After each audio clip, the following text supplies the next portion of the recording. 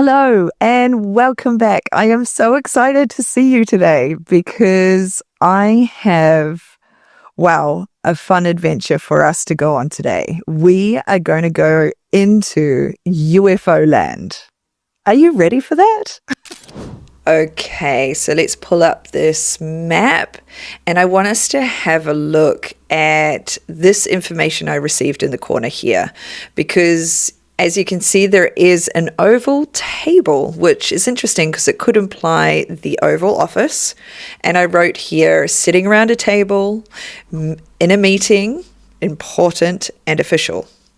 And then there was this aeroplane, so implying that the topic of the meeting was about things in the air.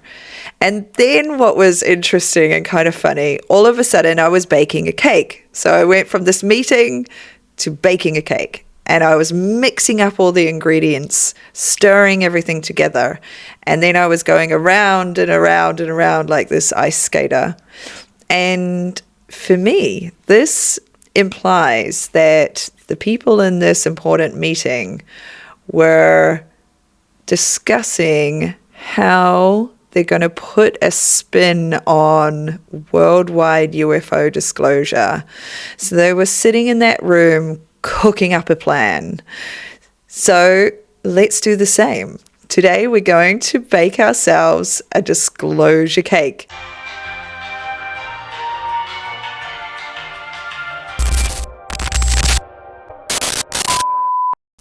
So let's get baking. Stepping forward from the team today is Chad, and he's going to show us how they bake the disclosure cake. The first ingredient is the hidden UAP research, because how the hell are they going to explain decades of classified research and materials and money that were never acknowledged to the public? It was lies upon lies upon lies, spinning that story. Ingredient number 2. What about the security protocols? Because how do they reveal the advanced technology and capabilities that they've been working on without exposing strategic advantages over rival nations that they want to go to war with? Ingredient number 3, psychological containment. How are they going to release this destabilizing information without triggering the stock market or mass public hysteria? For, of course, they've got to keep the people under control. Ingredient number 4, media narrative management. How are they going to control the public conversation? Ingredient number 5, accountability risk.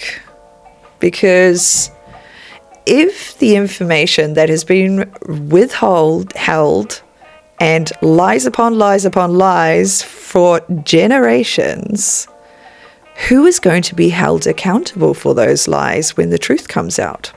Ingredient number 6, the political strain.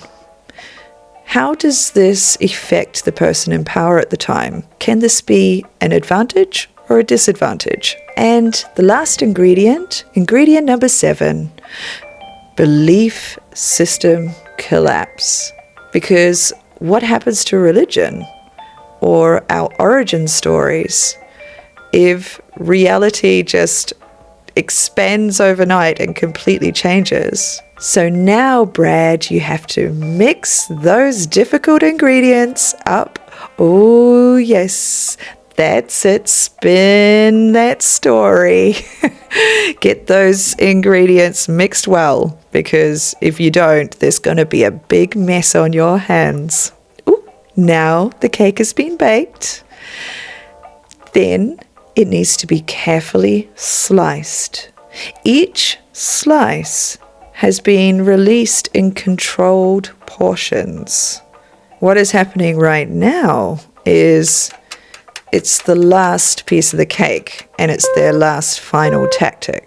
They are performing a formulated bombardment of information, intentionally dumping all of the information on us all at once, shock stacked upon shock.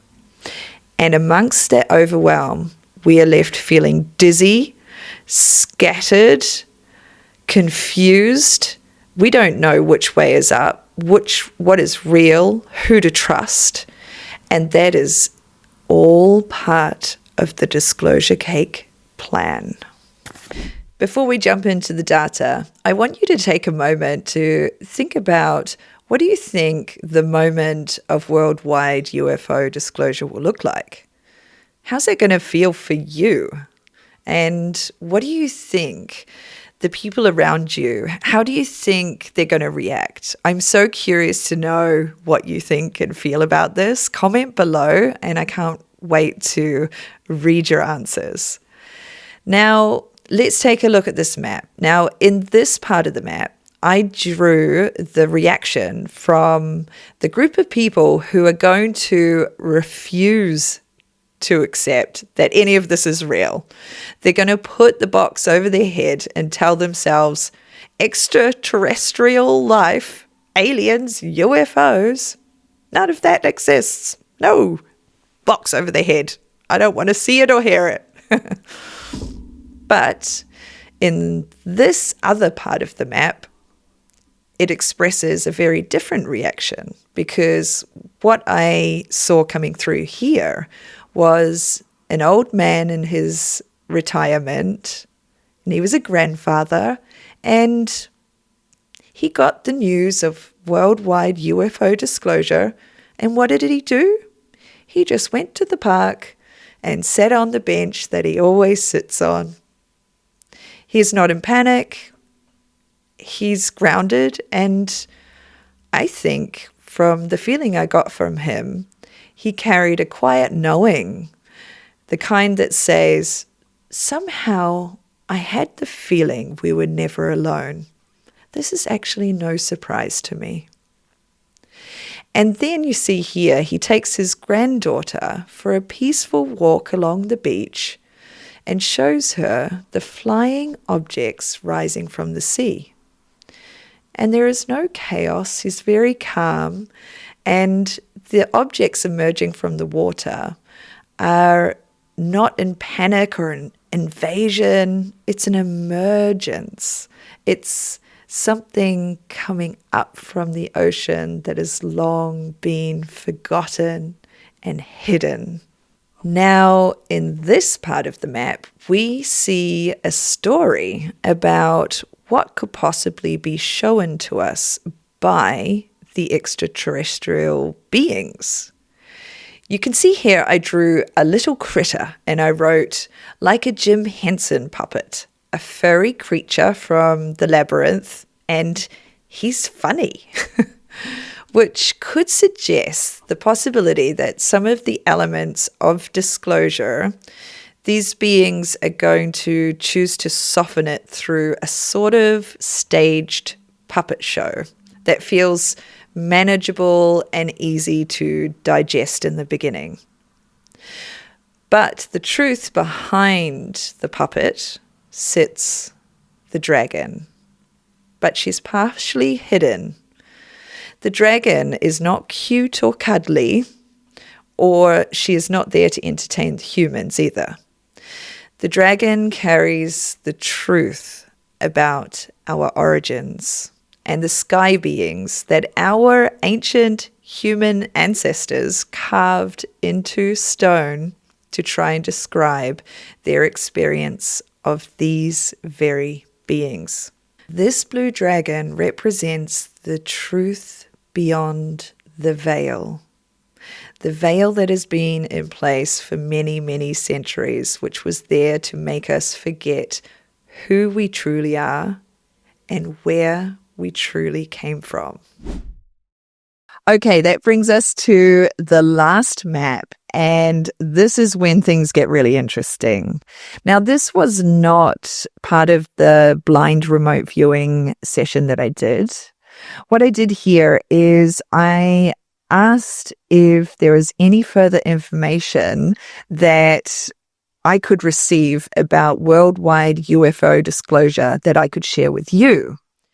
And what was really exciting when I received this information is that I actually got a timeline of when UFO disclosure might happen, which is, so exciting. I've never got a prediction date and time on a timeline before. So let's take a look. Now, when we look at this map, the first thing that stands out to me is the presence of the old world structures. You can see religious symbolism, high-profile positions, public institutions, power structures that have stood for many, many, many centuries. And in this data, they are falling like dominoes. There is a cross marked with the words panic, crash, and an historical event. There are also sealed documents, perhaps information that is going to be revealed. And there are people pointing towards something in the sky, indicating that we're going to see something. So all of the pieces of this puzzle is putting the idea that one thing triggers another. One announcement leads to exposure. One exposure leads to collapse. And as each domino falls, something that once felt immovable begins to shift, and the truth starts to emerge.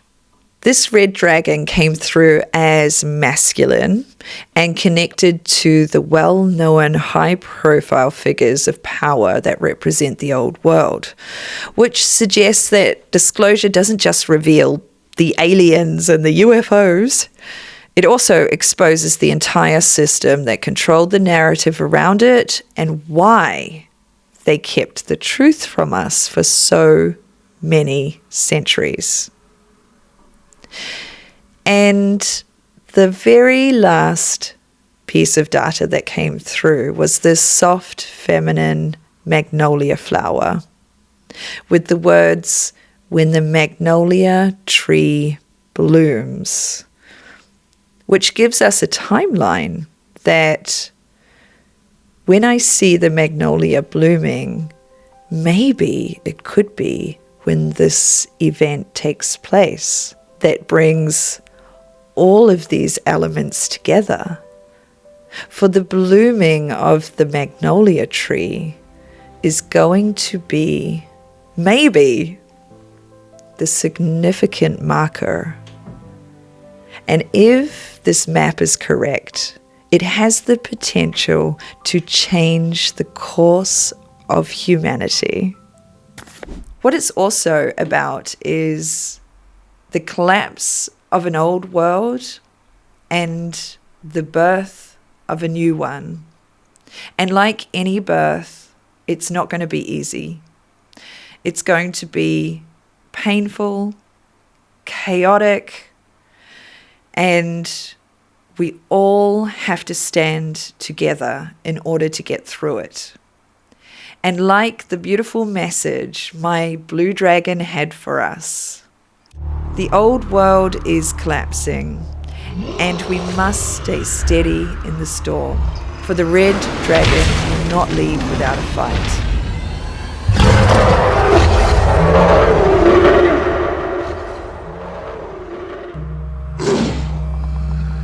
Humanity is waking up from its slumber. And you have to remember, the pain does have an end. You are not alone.